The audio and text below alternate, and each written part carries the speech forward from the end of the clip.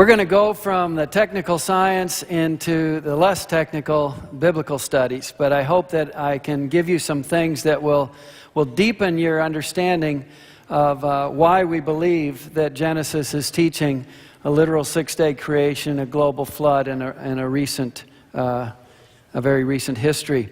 We live in a world today where the church has a lot of different compromised positions. The gap theory, the gap day view. Don't know if you've heard of that one. That's where you have literal days, but a gap of millions of years between each of the days. There's the day-age view, that each of the days are millions of years. There's the view that Genesis 1 is mythology, just like the ancient Babylonians and Assyrians and Egyptians had creation myths and flood myths, so did the ancient Jews. And then there's the Promised Land view. One of my professors in Old Testament holds this view. He says that the Hebrew word for earth used in verse 1 of Genesis 1 is referring to the whole planet, but from then on in the rest of the chapter, the same Hebrew word he interprets as referring to the Promised Land, which he equates with the Garden of Eden. And it's a really clever argument, but seriously flawed. And then we have the framework hypothesis, which says that the days of that Genesis 1 is not really a historical account. It's a literary framework to teach theology and morality. And we'll look a little bit more at that later. Out of these different views of interpreting Genesis 1, and of course we have the gap theory, or the local flood view, and the peaceful flood view, as well as the global flood view. Out of all of that, you develop three views of Earth history in the church today. The view that was almost universally believed by the church for 18 centuries is what we call the biblical young earth creationist view. A supernatural creation week, SCW, about 6,000 years ago. Some young earth creationists will push that creation date back to about 10,000 or 12,000 years. I appreciate them, but I disagree with them on that point. And then a global flood about 2,500 years before Christ, and then the rest of history up to the present time. That was the dominant view in church history for 18 centuries, almost the universal belief. It perished in the early 19th century, and by about the time of Darwin's book, virtually the whole church had accepted the millions of years. And it wasn't until the early 20th century that some Christians began to return to the young earth view, and that has been growing in popularity within the church ever since. But two other dominant views in the church are the progressive creationist view. The progressive creationists reject Darwinian evolution, they reject biological evolution, but they accept astronomical and geological evolution. So they accept the Big Bang and the billions of years of cosmic and stellar evolution, and they accept the geological ages and the order of events in which creatures appear. The only thing that they insist on is that God supernaturally created the cosmic egg that became the Big Bang, and every so often over the course of those millions and billions of years, he supernaturally created the first forms of life, the first fish, the first amphibians, the first reptiles, but those creation events were separated by millions of years. The other view that is popular in the church is theistic evolution, and the theistic evolutionist accepts all three strands of evolution. Cosmic evolution for explaining the universe, geological evolution for explaining the rock layers, and biological evolution for explaining the origin of living creatures. And so in the theistic evolutionist view, they would argue that the Bible teaches that God created, but science tells us how and when. And Francis Collins has been quoted several times in this conference, and he is a leading theistic evolutionist. So let's look at this question. I want to share some reasons why those last two views are wrong, and why we believe the Bible really is teaching the young earth creationist view. Before we look at the details, we first need to answer a very important question. And that is, we need to answer the question, what kind of genre of literature is Genesis 1 to 11? Anyone who's read the Bible very much at all will recognize that there are different kinds of literature in the Bible. There are parables. There are prophetic visions or dreams. There is historical narrative. In fact, about 2/3 of the Old Testament is historical narrative. About 1/3 of the New Testament is. There are epistles. And there are proverbs and poetry. So what is Genesis 1 to 11? Is that poetry? Is that mythology? Is that some kind of figurative text? Or is it historical narrative? There's a number of reasons for concluding that it is all historical narrative. First is to look at some of the characteristics of the text. And there are a number of reasons to conclude that this whole portion of Scripture, and especially Genesis 1, is narrative, historical narrative, just like Joshua, just like the book of Numbers, just like Judges and Ruth and Samuel and Kings. One is the sentence structure. When we look at Genesis 1, we have a very distinctive sentence structure. In the first verse, we have, in the beginning, God created, and the verb there is bara, which is translated created, and it is in the perfect verb form in Hebrew. And that is characteristic of the beginning of a narrative section. And then you have in verse 3, then God said in English, but in Hebrew it's then said God. The then is a translation in this case of a single letter in Hebrew. It's called the vav or the waw, depending on which Old Testament scholar you're talking to, but it's the same letter. And it's attached to the verb. And it is attached to a particular form of the verb called the imperfect verb form.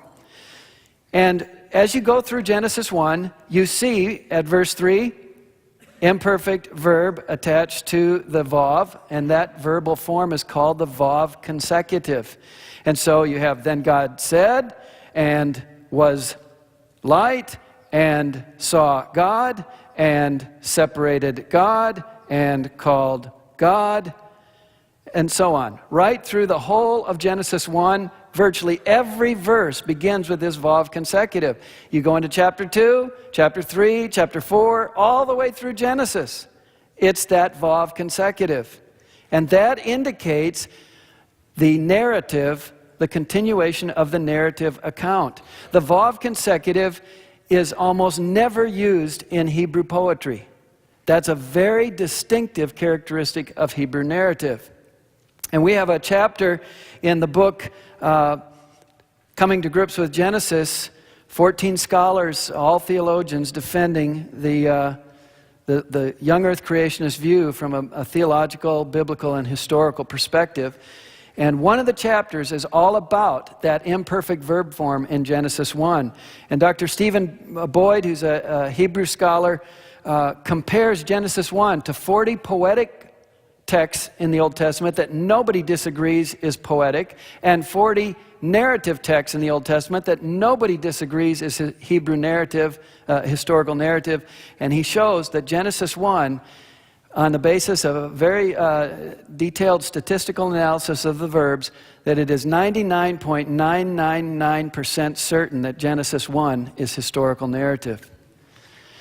Well, let's go on and look at some more evidence. Not only does the second sentence structure indicate this, but there's a lack of poetic features in Genesis 1 and in the rest of Genesis 1 to 11, except for that moment after Eve was created when Adam became very poetic.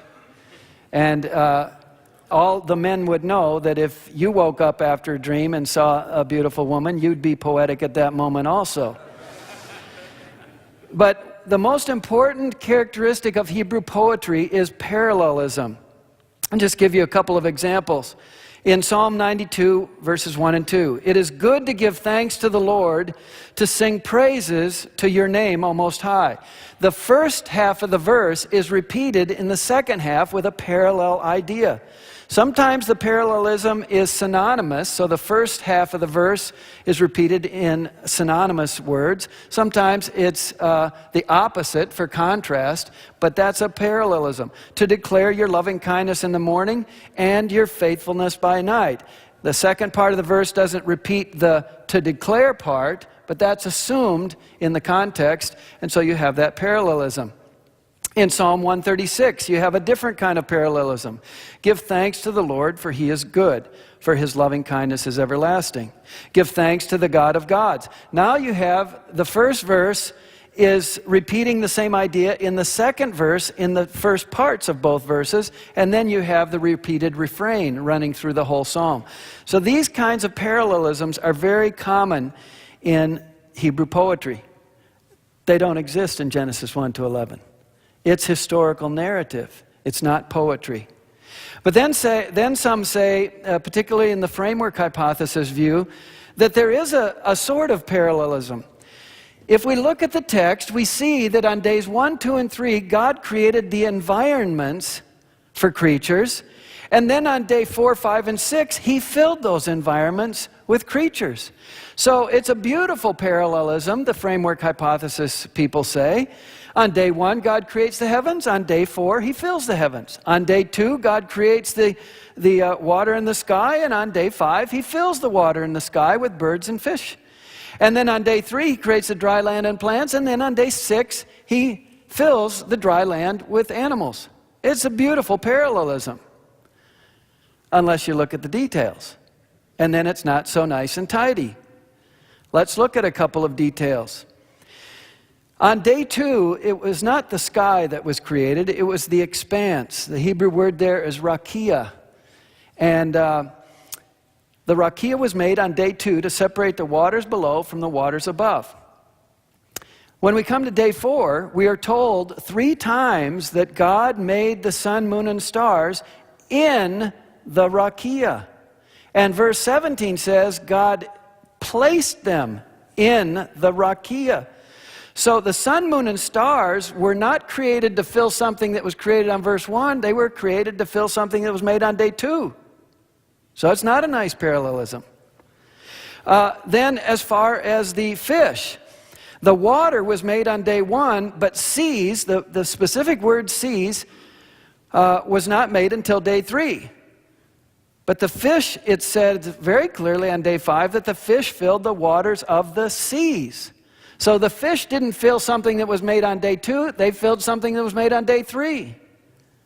And then we note that on day 6, nothing was made to fill the seas that were made on day 3. So it's not a nice, neat parallelism. It breaks down. You know, we sometimes say the devil is in the details.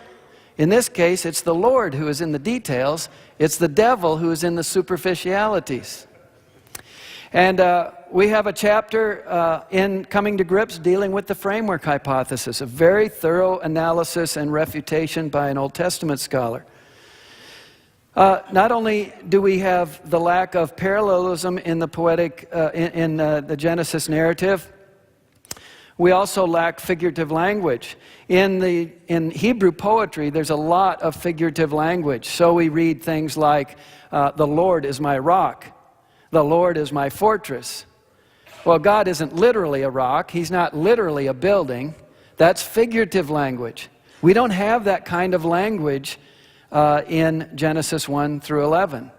A very common word in Hebrew poetry is the word like or as. That doesn't appear in Genesis 1 to 11. Then we have in Hebrew poetry sound techniques. For example, the most common or the most famous example of this is Psalm 119, which has a series of 8 groups, a group of 8 verses as you go through the psalm, and every verse in the first group of 8 verses begins with a word that begins with the first letter of the Hebrew alphabet, Aleph. You go to the next 8 verses. Every verse begins with a word that in Hebrew that begins with the second letter of the Hebrew alphabet, Beit. Sometimes there are sound techniques where, like rhyming in English. We don't have those in Genesis 1 or the rest of Genesis 1 to 11.